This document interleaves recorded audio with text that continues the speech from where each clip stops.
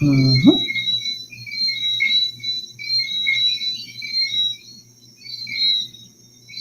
Day 21.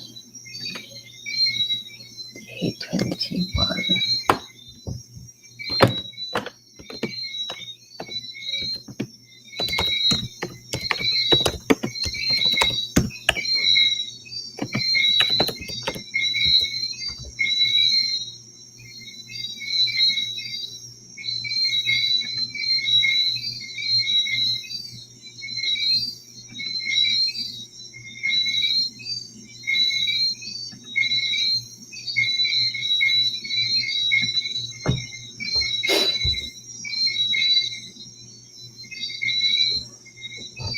Okay, we're all set up here. Good morning, everyone. Good morning, good afternoon, good day, good evening. It actually is midnight. Well, a little after midnight where I am. And it's midnight somewhere. It's Sunday evening, well, Sunday night, heading into Monday, the beginning of a new work week for most people.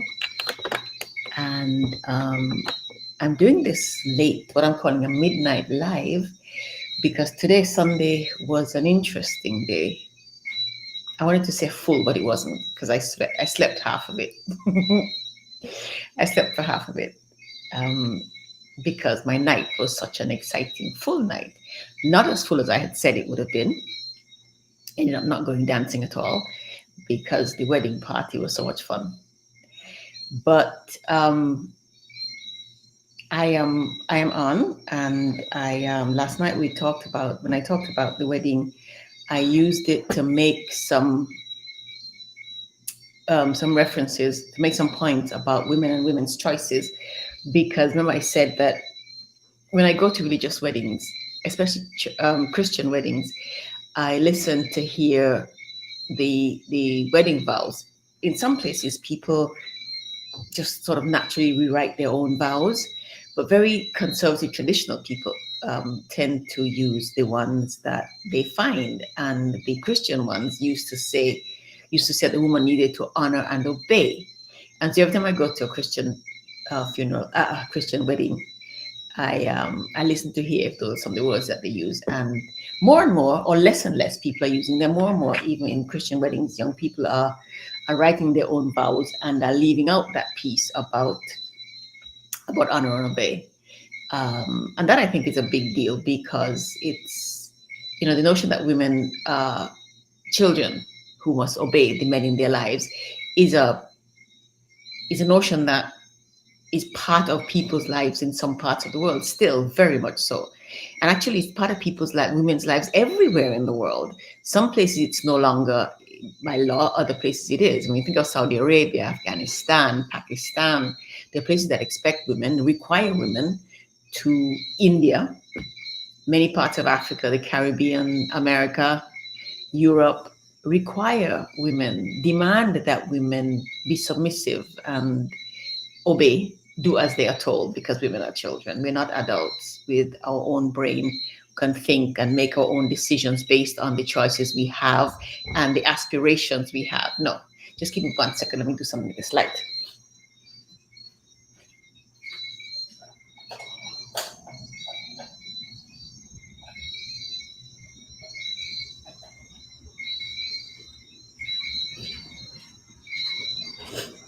Sorry about that.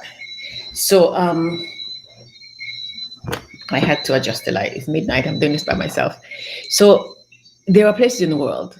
Well, let me rephrase that. I was saying that every place in the world, women are, generally speaking, required to do this. There are places where, like I said before, it's not the law anymore, religious or otherwise, but in most of the world, it is. Women are still considered not capable of making their own decisions. And so when I go to weddings, I think about that. And when, women take their husbands' names and so on, and take on a new identity, the identity of the husband. I drive around the United States and I see these personalized number plates that say Mrs. So and so, or so and so's wife, WM's wife, things like that. Um, and I have friends who are very militant about these things. My position on this is You do what you want. If you have the choice, the point is having the choice. You have the choice is what matters. What gets my goat is not having a choice. It's being told the only thing you can do is take your husband's name. The only thing you can do is honor and obey. The only thing you can do is not have an abortion, whether you've been raped by your father or random stranger and get pregnant.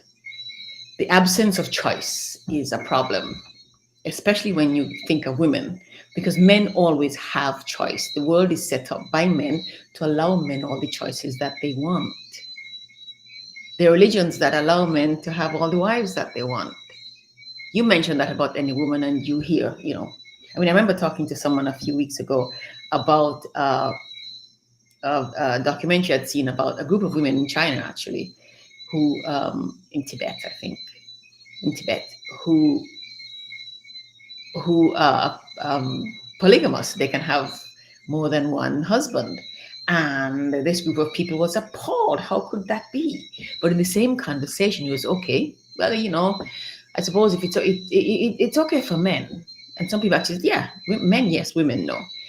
That's the issue.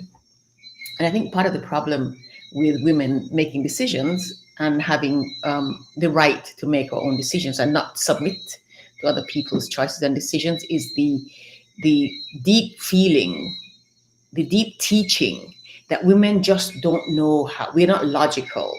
We're not reasonable. We can't figure things out and come to the right decision, the decisions that work best for all involved, which of course is absolute stupidness, is nonsense. Because think about this, women are considered always the ones who must think about the good of others, who must sacrifice ourselves for others. So how is it then that when we're thinking about ourselves, we are somehow considered still not capable of thinking about what's best for everyone? And what's best for everyone is not always to sacrifice ourselves. As a matter of fact, I think it probably never is. But I mean, I suppose there are some situations, but generally speaking, it's not. In normal relationships, it's not. Relationships are a give and take. It's an exchange. Sometimes I give more, sometimes you give more. I might choose to not do this, or to deny myself this particular experience or activity or thing for now, so that you can enjoy something. But I expect that at another time I wouldn't make that decision. I do it what served me in the moment, and you should be okay with that. I should have the choice, and my choice should be accepted and respected. It should be accepted and respected that I do have that choice, being an adult. And so when situations arise where women are required to make decisions for themselves, somehow we are not trusted to consider the other people. And the other people, especially if the other people will probably not be the primary beneficiaries. That bothers me. I talked yesterday a little bit about I mentioned the abortion debate, which is going on in the United States and in many countries of the world, but right now in the US, it's a big, big, big deal because the US Supreme Court basically gutted Roe versus Wade, which allowed women the option of having abortions.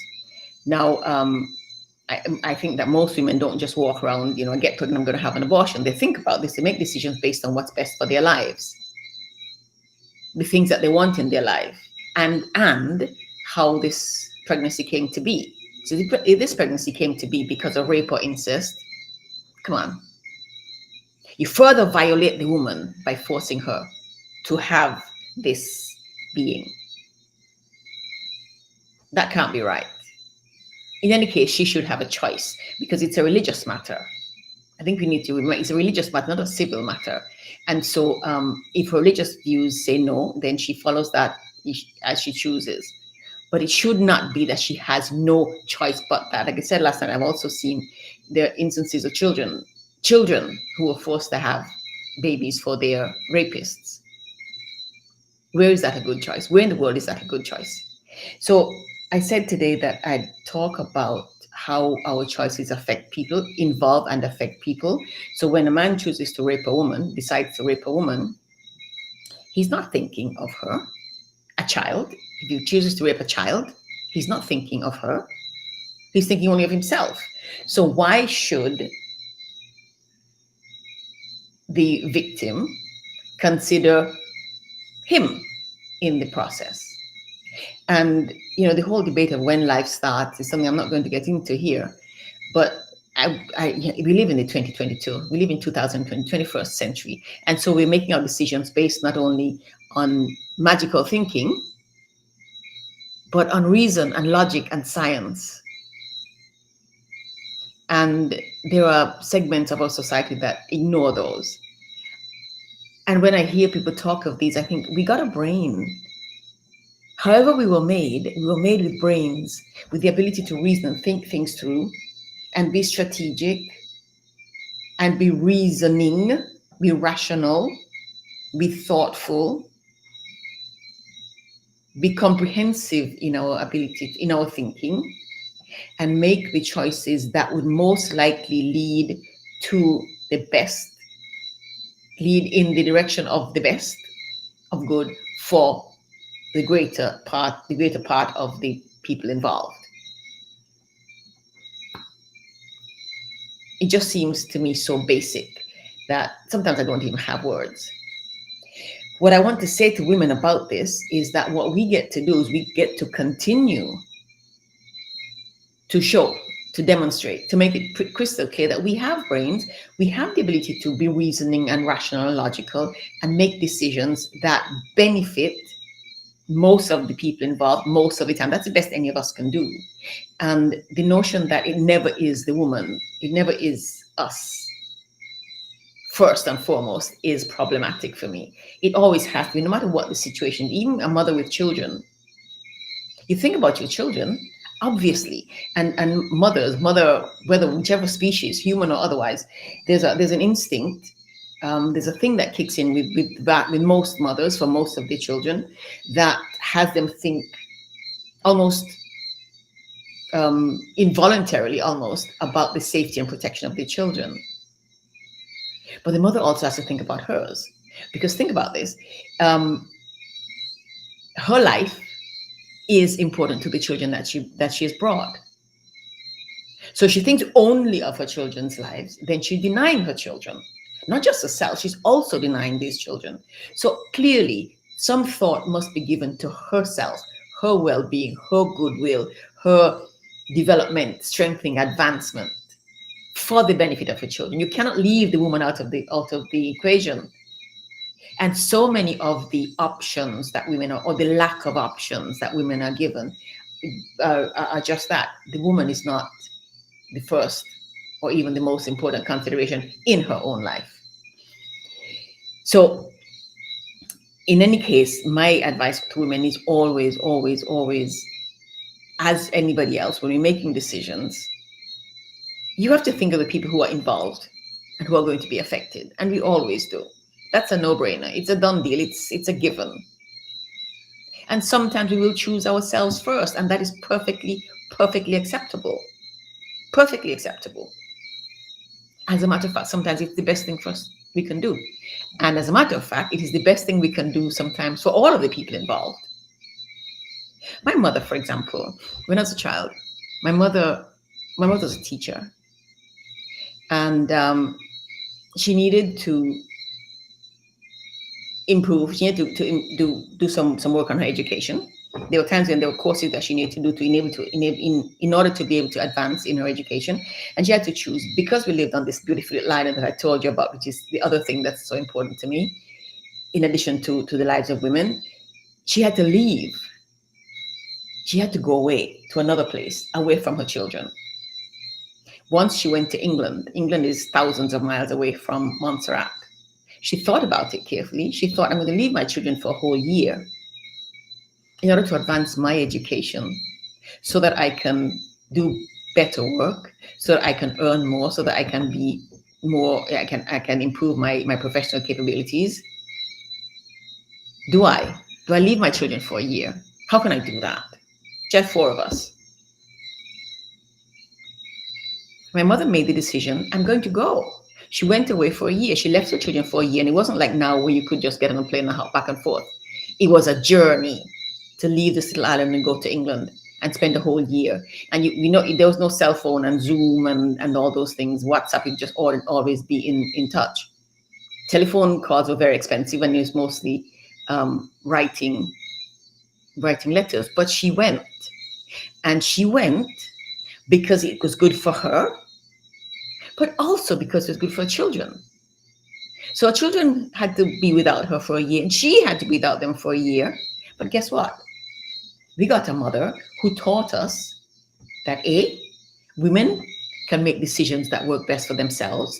B, how our decisions affect others and how we have to think about others when we make our decisions. And how sometimes, very often, when we make decisions which seem primarily about us, they also, at the same time, are really, really, really positive and powerful for the other people, the people they affect. Because my mother taught me, that was one of her ways of teaching us that education is important. It's important to be well educated. It's important to have choice and to be brave enough to exercise your choices. It is also important to think about the contingencies. So she didn't just abandon us for the year, obviously. She organized very careful, very well thought of, very proper mothering for us for the year. And of course, we had a father who was deeply involved. He wasn't out of the equation.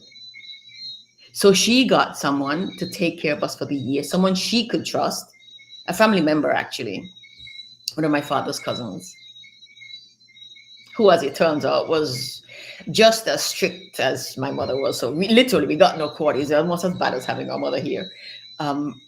So we got through the year, and all of us benefited from that year that some people said my mother shouldn't have done because you're leaving your 4 small children. That's what I mean when I'm talking about choice. Women have the capacity to think about the others, and we do. And in many, many instances, the choices that women make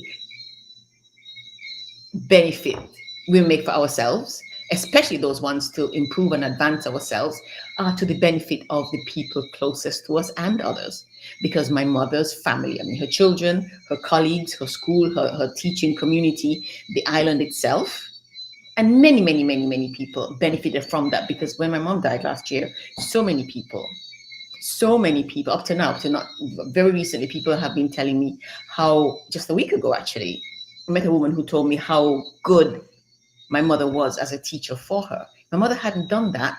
These people, all of these people who benefited from her teaching, would not have had the experience. All of us would have lost. The world would have lost. You get my point? So that's my position. Women have a right to choice. We have the ability to make good choices. We do. And I want to say we make really, really, really good choices really, really, really most of the time. Look at life. Look around you and see how that works. So I want to urge us all to do that. Continue to make the choices that serve us most, that serve other people also. We do that all the time. Let's continue to do that but unapologetically is what I'd say. Make the best choices. Exercise our choices. Know our choices. Think through our choices and make the best choices. And trust ourselves to do this. Because the conditioning that says that we can't has seeped into our bones. And has many of us think that, really, I need to ask this man or that adult or my priest or to make the decisions for me. No. You can take advice. It is always important to take advice. It's always important and always very, very, very good. And then make reasoned choices based on the people involved and the people who will be affected, but primarily on what it will do for your own personal life. Okay, so that's my midnight live tonight. Tomorrow we're going to be talking about leading from the inside, and it's a much more it'll be about something more specific, leading from inside, being leaders in our own lives. We continue the conversation about self-leadership, because self-leadership is the ability, or it is the making of our own choices, living the lives that we want to lead. Lives that we want to lead. Of course, the lives that we want to lead involve other people. So of course we're thinking about other people. Duh, we are thinking about other people. So we'll talk about leading from the inside. And tomorrow I'll be less casually dressed. Tonight I'm wearing something my friend sells these. I'm wearing my dove and donkey robe, which I wear to the beach, I wear in the house, I wear wherever I feel like. It's a beautiful thing. And tonight I thought to put my pearls on with it, just because I'm talking to you on here.